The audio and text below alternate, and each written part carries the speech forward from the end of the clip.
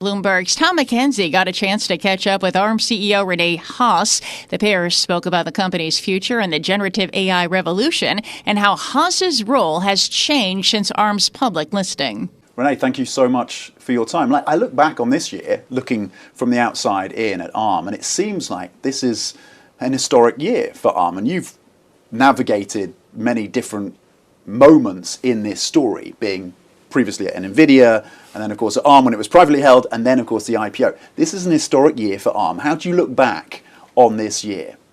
For the company, an amazing year, right? We had the Nvidia transaction, which ended in 2022. We thought we were going to go public in 2022. The markets thought otherwise. So 2023 ended up being the year, and just a phenomenal, achievement. We are so proud of the history of the company. And I think the IPO represents not only a fantastic milestone for the employees of today, but all the employees that got us here. So a truly momentous year, both for the company. For myself personally, I also became a grandfather 2 months prior to the IPO to the day. So September 14th was the IPO. My granddaughter was born on July 14th.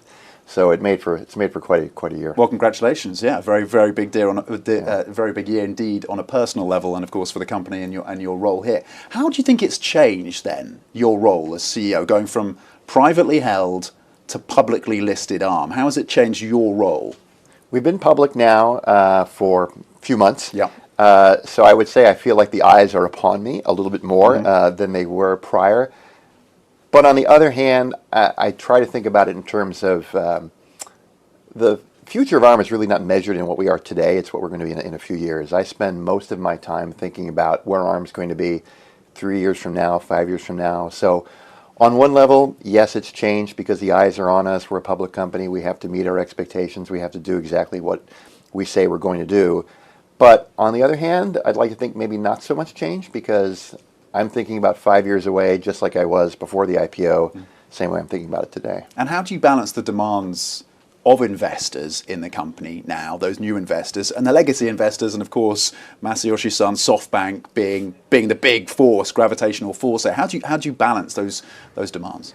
So ARM is really a company that is hard to look at quarter to quarter because the technology we're working on today is really technology that's going to end up in products 3 years from now, 4 years from now. So while the financial results are important, they're really the results of strategies we put in place a number of years ago, which were quite successful. This is when we created our Neoverse product line for the servers, we created our automotive product lines, and you're seeing those things really come to bear.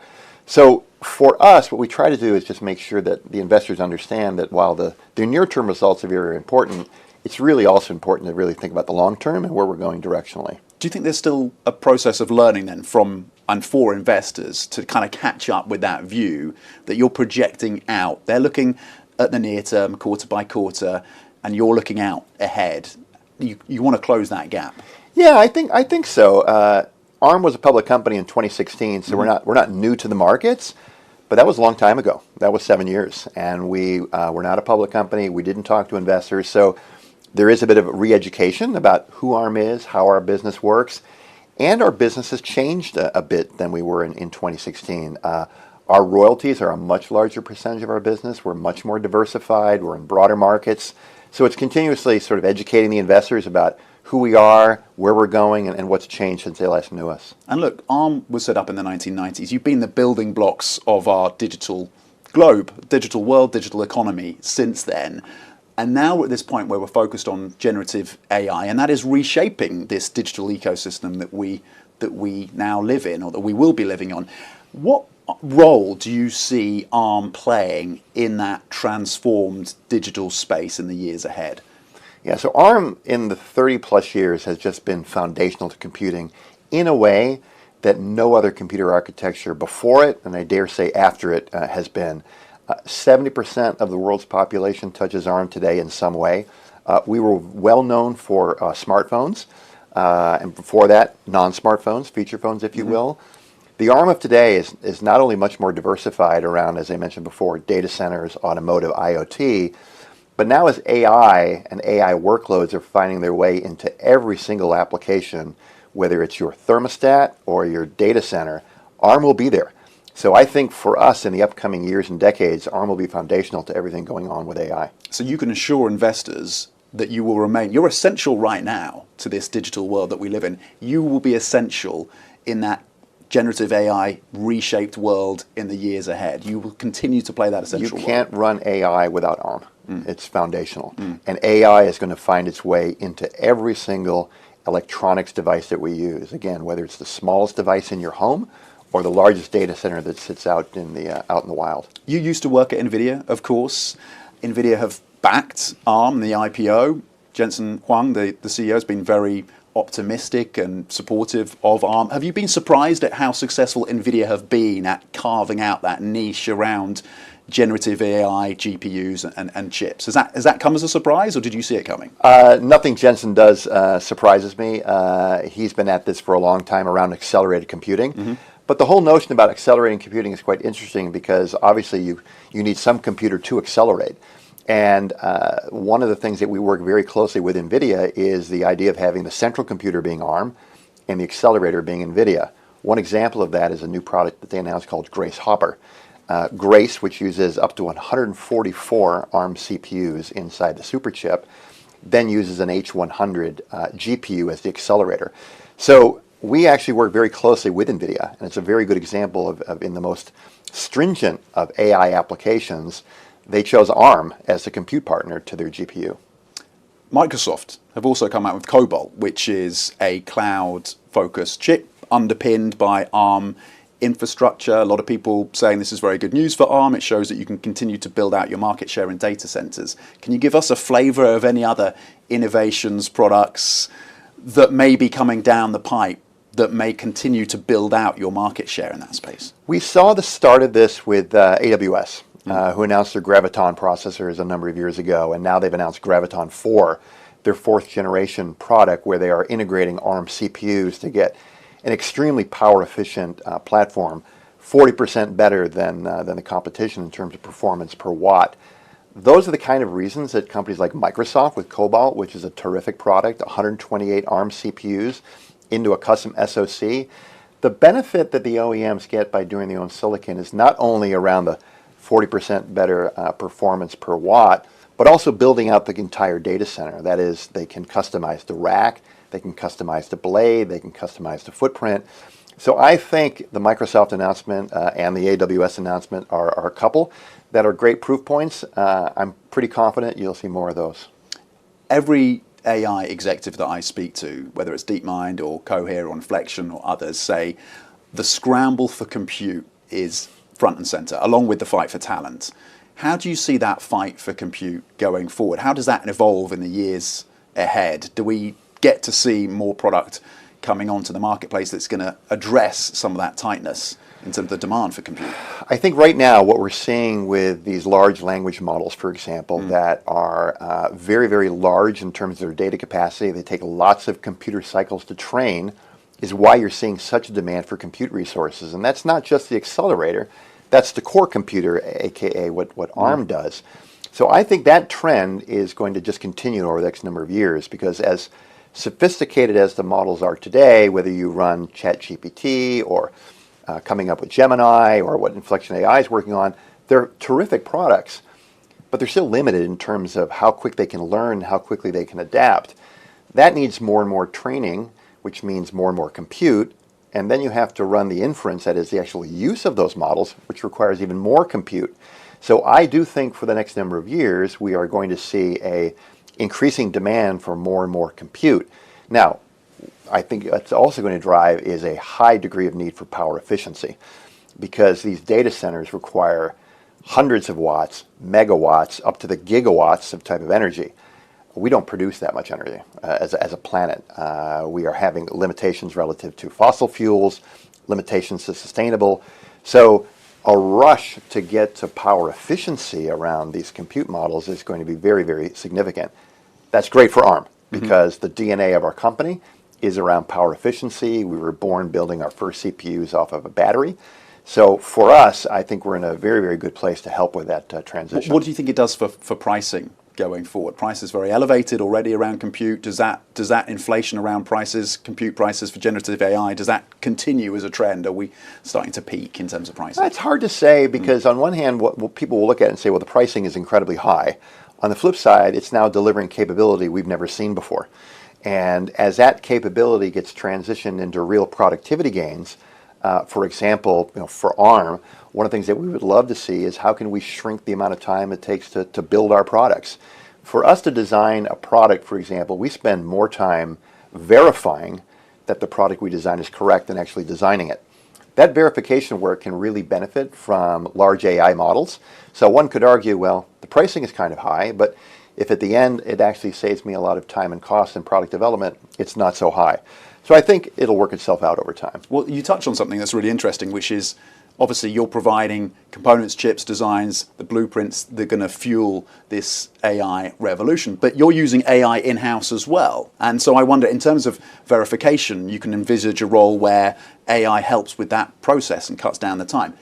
Talk to us about talent and the focus on engineering talent at ARM. Are you still able to attract that talent and retain that talent at this point? Yeah, so back to the productivity gains. Yeah. Right now it's very early stages. We're experimenting with it. One of the things that needs to happen for this to really be unleashed is privacy of data and integrity of data. We can't have our engineers innovating on models that all that data goes out to the World Wide Web and then the public can use it. So right now we're limited a bit by the capability of the enterprise tools, but that will get sorted out over time, and then I think you see a big productivity gain. So then people say, well, gosh, isn't that going to eliminate jobs, Rene, and you're going to have less and less verification engineers? Well, not really, because then maybe I conceive maybe 10 times more products, and I can develop more and more products that I can put in the marketplace because I can move engineers into different phases of work. So I think, generally speaking, when people talk about AI and productivity gains and moving jobs around, I think for our world, there's going to be no shortage of jobs. Then to your question, can we find the talent? It's always challenging. We have a lot of people here in the UK. That's where the majority of our people are in Cambridge. We have locations all across Europe. We have locations in the United States, also in India and parts of Asia. The fight for talent for what we do is quite fierce. Thankfully, people like working at ARM. The company's doing well, so we're able to retain our talent. But finding new talent is always a challenge. Are AI engineers better than human engineers, or could they be? Today, we were having a chat around this with a number of folks at lunch. One of the folks at lunch described them to an intern. In other words, the work is decent, but I need to check it. And that's, I think, where we are today. But I think over time, they will become very, very good assistants. Okay, so we're still a ways away from that. You've talked about being in an R&D super cycle. How long does that super cycle continue? I think for where we are with AI, and AI to some level is not new. When you look at on a website and you do Google Translate, that's AI on some level. But what's happened, particularly with the GPT moment, we've elevated the capability. And now what we see is a real opportunity to get to your point about can artificial engineers be as good as real engineers. We're very early in that area. So I think, back to your question around the super cycle, I think we are in a accelerated investment cycle where these models will get smarter, the data sets will get sharper, and the outputs will get better. And I think we're very early in that. One of the analogies I like to talk about is it reminds me a little bit around of the internet of 1995, where different browsers, different portals were all coming out, and the magic of, oh my gosh, I've got a GUI and now I can access information around the globe. If you look at the internet of 1995 to what the internet of 2023 is, obviously we've come a long, long way. I feel like that's where we are with this large language model sort of transition on AI. You went back to the early 90s. I want to go back to 2017. You diversified the business. You broke out these 4 different divisions: IoT, cloud, infrastructure, autonomous vehicles. Why did you see that as necessary back in 2017? You were trying to diversify away from smartphones, or at least make sure you had a product mix. Yep. But why was it essential then? One of the things that we were seeing at that time was the hallmarks of what was making ARM very successful in mobile phones. High performance, software ecosystem, power efficiency was becoming table stakes for these other markets. The cloud data center, as we talked about before, in terms of power efficiency, you just don't have all the energy required. Automobiles that were transitioning now to EVs, or a digitized cockpit where your car starts to look like a computer. We were seeing, again, demands for lots of software, but also power efficiency. So we were very lucky in 2017. We were privately held. So as a result, we could make some investments into new products that were much more purpose-built for the end markets that we were competing in. So previous to 2017, we would design a mobile processor and then really attempt to squeeze it or peanut butter it, if you will, into the server space or into the automotive space or into different areas of IoT. It just wasn't sufficient. And we had a lot of questions early on. Well, what's taking ARM so long to be successful in the servers? Many different reasons contributed to that, but one of them was, candidly, we just didn't have the right products. And we were able to create Neoverse. We were able to add custom extensions, things like confidential compute that are necessary for building high-grade data centers. We could put those in the products. And now with Neoverse, we have a world-class competitive entry that you're seeing the benefits of it, whether it's the Microsoft Cobalt or AWS. We had to do that in 2017 because it was clear that these other markets were demanding it, and the software ecosystem needed to be able to support it. What kind of revenue mix would you need to see to kind of declare a success in that diversification push? I'm going to declare some modicum of success now. We were over 60% revenue in smartphones, maybe even higher. Prior to this change, smartphones now, while a very large market for us, are about 40% and declining. And our largest growth in terms of revenue are coming from these new markets, as I mentioned, cloud and automotive. Which of those is most exciting to you? Cloud, automotive? Which has the greatest prospect in terms of driving revenues into the business? They're quite different. The cycles on automotive are much, much longer, so it will take a longer amount of time. But there's huge potential there just when you look at the massive shift that's taking place in automobiles.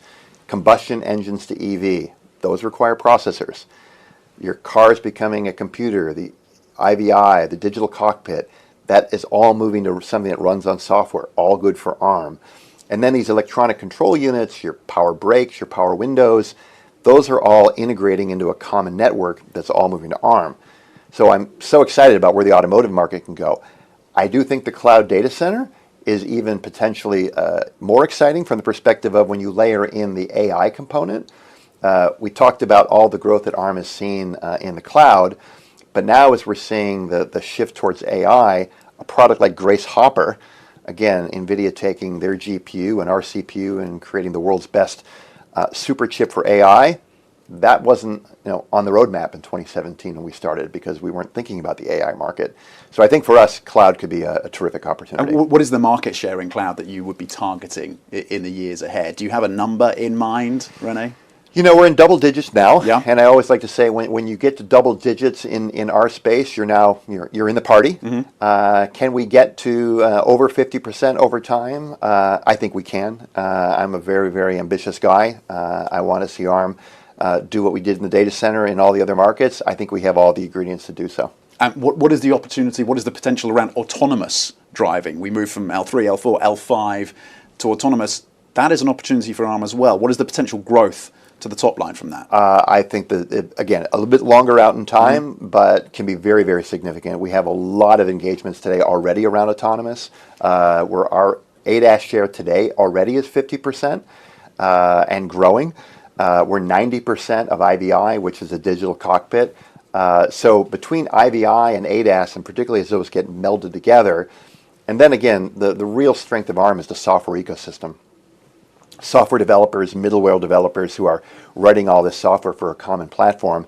This is what the automobile industry wants. So I think the autonomous not only leverages itself interesting in terms of automotive, but to other areas such as robotics, which I think with AI are going to be a very, very large market going forward. I think the robotics market in terms of large language models, programming a robot in English and telling it what to go off and do is going to be a reality in the next number of years. That leverages very heavily from the work that we do around autonomous driving. On China, geopolitics, you get still about 25% of your revenues at ARM from that market. How do you ensure you continue to get market access, protect your intellectual property in that market, and don't run afoul of those restrictions from the US? It feels and sounds like a very fine line to walk. Yeah, so I think like most tech CEOs, we all run very fine lines these days. I think CEOs 10 years ago did not talk to government officials with nearly the frequency that we do today. So we comply with all the export controls, whether it's from the U.S. or other parts of the world. China is a big market for us, as you said, about 20 to 25% today. China looks like the rest of the world, though, in terms of the ecosystems they build, the software that runs on the processors, and the markets that they want to address. So the big markets that are growing for us in China, unsurprisingly, are cloud and automotive. Automotive and EVs are growing very, very fast in China. You just have to travel to China. I was there for the first time in 4 or 5 years back in the spring. Was amazed how many Chinese branded automobiles we saw, and then how many were EV. Most of those today run on ARM. Similar to the cloud data center, the large players there, the Tencents, the ByteDances. And the reason for that is that the software ecosystem that runs in China is very similar to what runs in the rest of the world. And since ARM is so closely linked to what goes inside the software ecosystem in terms of what runs on our processors, it's natural that our China business would look a lot like the rest of the world, which it does. When it comes to I guess the question around, there's a couple of questions around that picture on China. The restrictions that are coming through from the US, clearly there's a concern that some of these technologies end up with these kind of dual use properties. How do you mitigate future additional restrictions being put in place from the US and other jurisdictions? How do you think about that? Well, it's a little hard to predict what's coming around the corner. Where we tend to play is in the components to build up in a system on chip. Generally speaking, the restrictions that get put on ARM are either around companies that are on the entity list, and that's rather black and white. If the company's on the entity list, then the rules are very clear and simple in terms of how to comply, and which we do. Now, it's interesting in those cases, because most of our products are not designed in the U.S., we actually don't get impacted quite as much since most of our products are non-US origin. Now, in the areas around corners where we might get impacted, right now what we've been seeing are things around performance thresholds and memory bandwidth. And again, in those areas where the restrictions are laid out, we will comply. But because we don't build a chip like an Nvidia H100 or an AMD MI300, where the chip has to hit a certain spec, we do some of the underlying technology.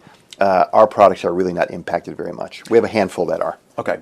I think it's fair to say that there is a bit of confusion from some as to the relationship between ARM China, and SoftBank. So can you just explain for us how that relationship looks? Sure. So ARM China is a joint venture that is 49% owned by ARM/SoftBank and 51% owned by China investors. And there are a number of just private investors who are ownership in that stake.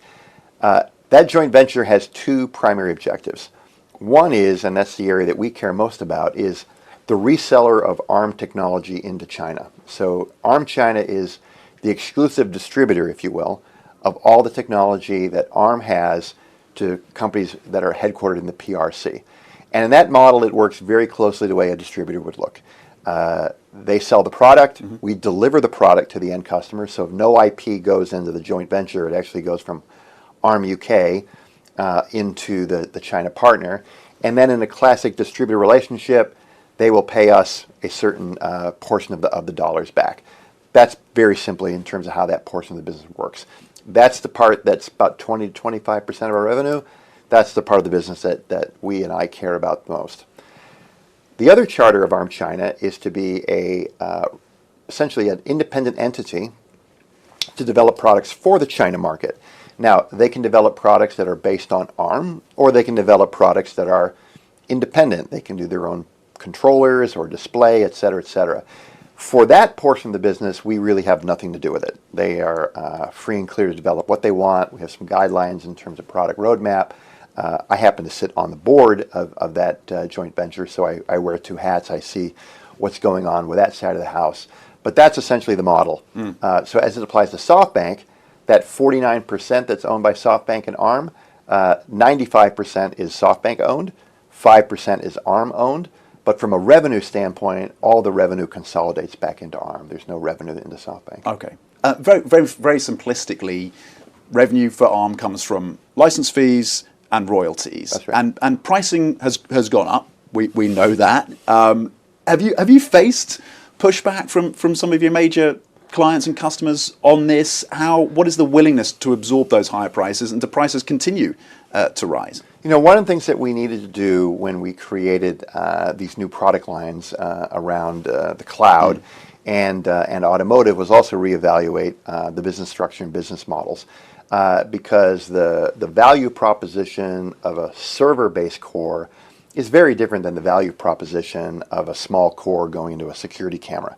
So the changes that we made around pricing, where we have very specific royalty rates that exist for the server market, and the server products. We have very specific royalty rates for the automotive products that go in the automotive market. And now we are also building something that we call compute subsystems, where we take these independent components of IP and then deliver them as a full finished solution. So the way to think about it, the analogy I like to talk about is Legos. So if you think about our products as Lego blocks, and you put them together maybe to build Big Ben, we'll now sell you the entire Big Ben kit. So when you put it all together, it'll look just like Big Ben. The benefit to that being, well, I can build Big Ben a lot faster if all the parts just fit, and that's huge benefit to the end customer.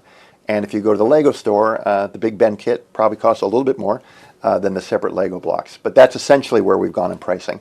We've increased the pricing or changed the pricing around the Neoverse and automotive products, and then these new subsystems have different pricing as well. And that's primarily around the royalties. Okay. No, I love the Big Ben analogy. It is becoming more challenging, more complex to deliver these solutions. So is it fair to assume that those price rises will continue, or do you see them peaking? I see the pricing. It's a different model altogether. Yeah. And again, going back to the Big Ben model, the benefit is twofold for the end customer. One is their design time shrinks. We had one customer say that you have basically taken off 80 man years of design by doing this, or where it may have taken them 2 years to develop the product after we deliver the initial Lego blocks. In the Big Ben model, gets down to 13 months. That's huge savings for a company in terms of entering the market. The other driver behind that is the processing cycle times to build the chips. So when we deliver IP to a customer, they then need to put together in their SoC and then essentially send it to a fab to be taped out. From the time that they deliver their net list or their file to the fab to the time their chips come back, 16 to 18 weeks. As you get down to smaller transistor geometry sizes from 5 nanometer to 3 to 2, those 16 to 18 weeks go from 26 to 28 weeks. So the partners come back to us and say, ARM, can you please deliver the product to us 8 weeks sooner?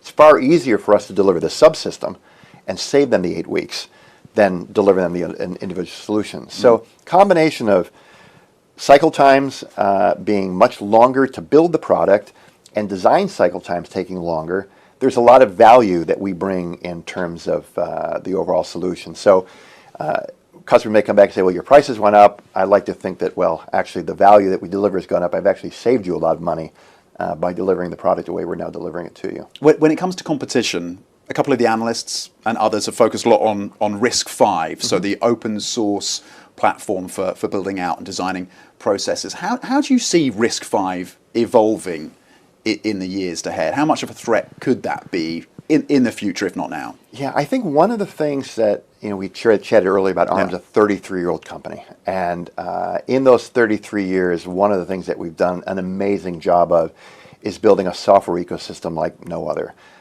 15 million developers, 10 million apps that are all tuned and run on ARM. The power of any CPU is in the software. Lots of CPUs and have gone over the years and decades, but it's really the software ecosystem. It's running iOS, it's running Android, it's running Linux. And it's not just running the software. It's knowing that the app is going to work the first time, it's not going to be buggy, it's going to be the best performance. That takes decades to create, and that's why there's very few companies that build microprocessors today. So when people ask me about RISC-V, I think for certain applications where a software ecosystem is not critical, RISC-V may be an okay solution. But where the software ecosystem really, really matters, I think it's going to take some time for RISC-V to be a viable option.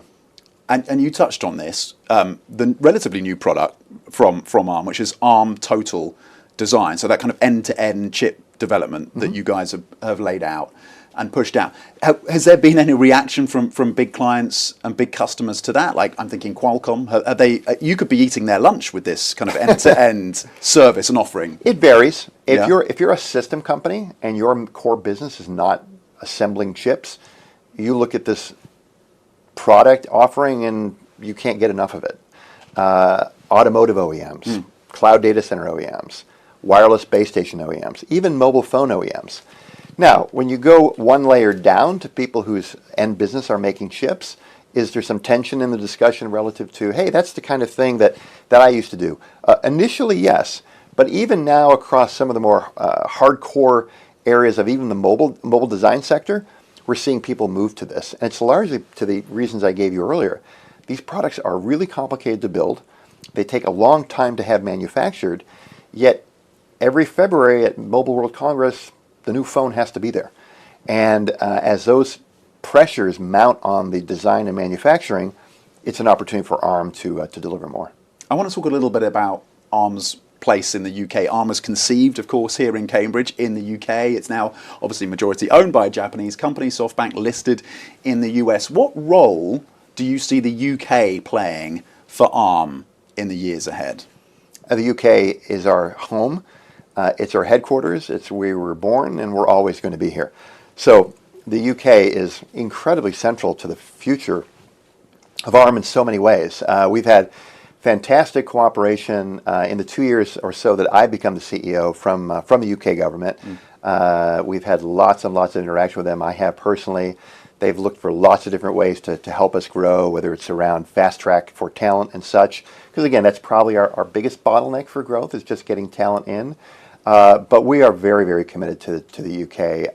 And again, the UK is going to be so critical for our future. And the Prime Minister, the Chancellor, they want to turn the UK into the next Silicon Valley. Is that realistic, Rene? Really? There's only one Silicon Valley, right? It's a unique area in terms of its ecosystem, the universities, and how the whole section works. Does that mean that can't be imitated or replicated on some level in other parts of the world? No, not at all. And I think the government here has been doing a fantastic job around that. And Cambridge itself is a very, very rich community of small companies, incubators, the universities. There's a lot of former ARM employees who are involved in startups here in the community. So I think Cambridge in particular, and also other parts of the UK, including Bristol, are very rich for innovation. What do you think the government, today's government, but previous governments as well, have done wrong in terms of failing to attract tech companies to actually list here in the UK? Or is it that New York just has this gravitational pull that just can't be beaten? I'm not a financial guy. I'm an engineer. Yeah. So I'll kind of give you just my layman's thought around that. I think the capital markets and scale. I guess maybe speak about the ARM, our own case. Very large capital market. The access to capital was very large in New York. I think that was one of the reasons that really drove that in our case. But I think broadly back to what really matters for ARM and myself is attracting world-class engineers. And the UK has always been a fantastic place for R&D and innovation, and I think it'll continue to be that way. Okay. You meet with regulators, you meet with lawmakers, of course, around the world. Have you been meeting with members of the Labour opposition party? And if so, what has your message been to them? I have not. Yeah, so far not yet. Okay. If they would, look, the polls have the Labour Party in a 20-point lead. There's a very good chance that they could be in government in 12 months' time or less. Yeah. Often governments set themselves 100 days in terms of to achieve big things in their first 100 days. What would you say to any incoming government, whether it's the Conservative government or a Labour Party government, that you would want to see happen in those first 100 days for your sector? Yeah, specifically for ARM, as we talked about earlier, we're very committed to the UK. This is our home. We were born here. We intend to stay here. Please make it very easy for us to attract world-class talent and attract engineers to come work for ARM, because that is the single largest limiter that we will have for growth is access to talent. And if that gets any more difficult with a change in government that you described with the next election, that would be a headwind I would not want to have to engage on. So I would say my first message would be, please make it easy for us to bring people in and hire, and if you can make it even easier, even better. You touched on Cambridge. This is my last one on the UK, but you touched on Cambridge, and there is a real and thriving tech ecosystem here, and ARM is a big reason for that. It's been a major catalyst. But there's also been concerns about planning restrictions, NIMBYism, not in my backyard, the inability for some of these companies, I don't know if ARM falls into this category, to build out their facilities here because of some of those issues. I just wonder, is Cambridge symptomatic of the UK's problems in terms of not being able to drive that growth because of things like planning constraints, because of NIMBYism? Do you think there's that issue? Do you think that's fair? I don't know. I personally have not felt that. You're sitting here in a brand new, very large campus that we built 3 or 4 years ago that we just moved into. 4 buildings, A, B, C, and D. If you notice when you came in, there's some construction going on with E and F. So for us, that we want to hopefully be able to take advantage of that space. I think that's also a little bit of transition because a lot of things got quite disrupted with COVID in terms of people coming back into the office, and did you need all this office space, and do people work from home? For the kind of work we do, particularly around engineering, I think it's very important for people to be in the office at least a good portion of the time. Because one of the things that when you develop the kind of complex products that we are, 2 areas that are very, very critical in terms of people being physically together. One is the conception of a product, brand new ideas. That's very hard to do in your living room on a Zoom call. And then on the flip side, as you're trying to get the product out the door and you've got bugs and issues and you're trying to triage them, again, having people physically in the building.